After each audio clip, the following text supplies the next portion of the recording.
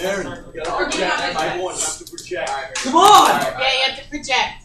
Right out the way. Everyone? Sure. No, I started here. No, somebody needs to tell me what I can do. Am I in the way? Are we keeping You're writing your name, Nicholas. Oh, you're spicy. Oh. Shots fired. That took me an hour to write. Oh. Josh, are you there? You just saw it go over here. Oh my god, just get in position! Alright. You look real nervous now. You're ready. Alright, you're all being filmed.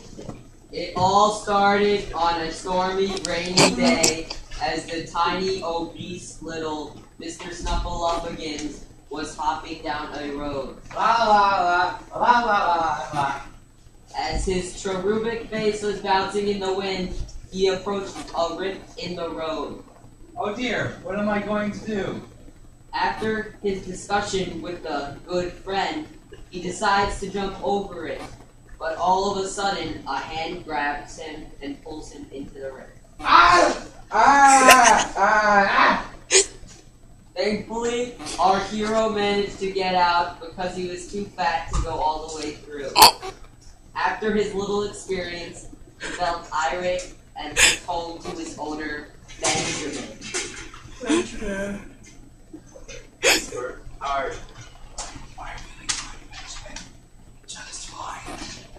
Benjamin was flabbergasted. He went to his room to find out what was going on. He walked in to have an altercation with Mr. Snuffleupagus. Are you okay? I'm fine, Benjamin. Just fine. Why are you talking like that? I'm feeling fine, Benjamin. Just tell me what you want. I want to kill a man. Almost see. La la la la la.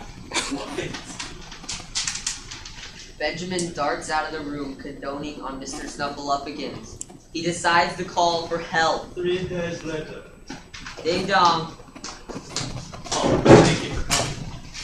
Hello, my name is Father Rodrigo de Santos Silva Rodriguez Romero de Ocho. You can call me Pablo Esteban Mayor. Thanks for coming. Please, I need a bed to I've been off for my whole life. And I don't have much to give because my family. And I'm a Hispanic priest that really doesn't care about your life story. Please, my rabbit is sick. He won't spot. I won't let you know. Yes, you were on my bed. Maybe you should keep your life saving in your memories. As Esteban and Benjamin walked to see Mr. Snuffleupagus, Esteban started to pilfer his belongings, which were the only things he owned. But they stopped in their tracks by the sounds of Mr. Snuffleupagus calling.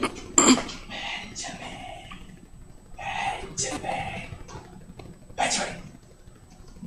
They both stopped in fright.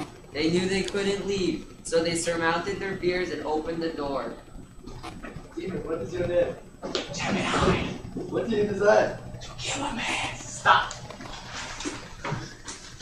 Transformers! More than meets the eye. What are you doing? Transformers!